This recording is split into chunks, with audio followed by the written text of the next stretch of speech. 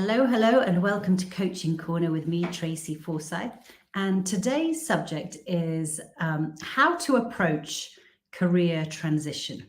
So one of the questions that I get asked a lot about is how I made the transition from one career to another, from being a TV exec to being a coach with clients and my own business. And, a lot of my former colleagues sort of say to me, oh, you look so happy, you look like you're in your element, like you're thriving, and I am. Listen, it's not all flowers and roses or whatever the expression is, but I really do wake up every day, and I'm happy when I look at what my diary looks like, and I don't have that feeling anymore. Sometimes in former jobs, I used to look at the diary and think, oh, I wish it was Friday, and I don't anymore. I genuinely love what I do. And well, so the answer to that question is how to make that transition, or how to approach it, if you're thinking about it, is sort of simple, even if the journey isn't. So for me, I felt that I ran out of road in my TV career. I mean, I could have gone further up the ladder, but the roles that were there didn't really appeal to me. So that led to me trying to figure out what did appeal, and moreover, what I found meaningful. I had always thought about myself in terms of a job. For example, I was a producer director, I was a commissioning editor, I was a divisional director. So I felt very much defined by my title. But if I didn't have a title, what was I? Was I just nothing? And I think this is a lot of things. I think I hear this from a lot of people, is that, if they don't have a title, if they don't have a job, they just feel like they don't exist. And it definitely felt like that for me sometimes, the times that I was out of a job. But I kind of realized that first through working with a coach myself, and then studying to become a coach, that underneath our job titles, whatever we do is really who we are, what we love to do, what motivates us, what impact we find satisfying and worthwhile. So if you can work out that bit, what lies underneath each of your jobs and your roles, and what it is that what really you love to do about it, what motivates you each day, and what impact you find satisfying, then if you can work that out, then essentially you define the kind of essence of who you are. So it's very much, it kind of leads to purpose, what you find purposeful. So the important thing about that is the bit that is portable. That is the bit that you take with you from job to job, role to role, company to company.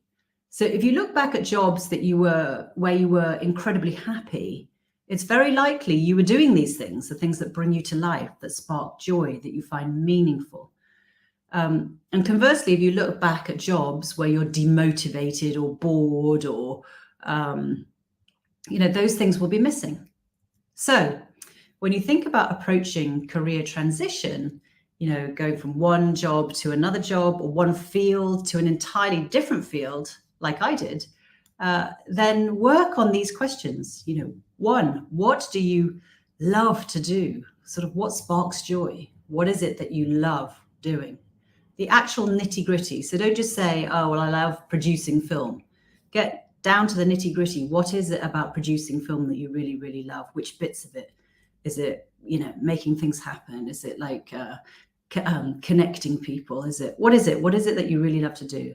The second question is, what really, really motivates you? What is it that, you cannot wait to do? What is it that will get you out of the bed in the morning? And, a good way of finding that is like, what doesn't get you out of bed in the morning? And last but not least is, what impact do you find satisfying? What is a good use of your time?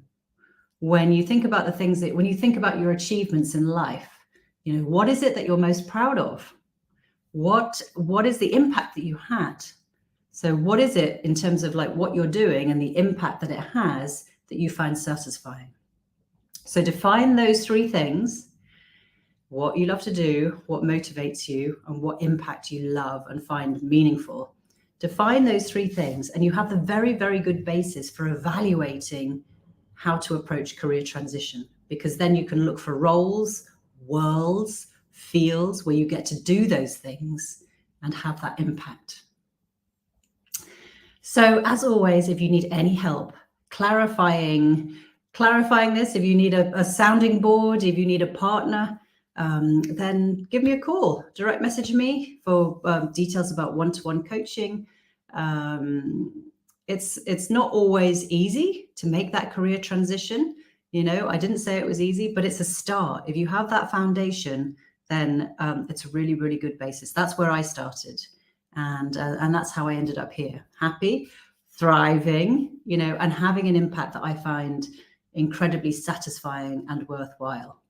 So yeah, that's it for Coaching Corner today. I hope you enjoyed it. As always, I'd love to hear your messages or your feedback, whether this has been useful to you.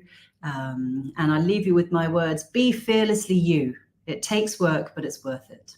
Take care. Bye.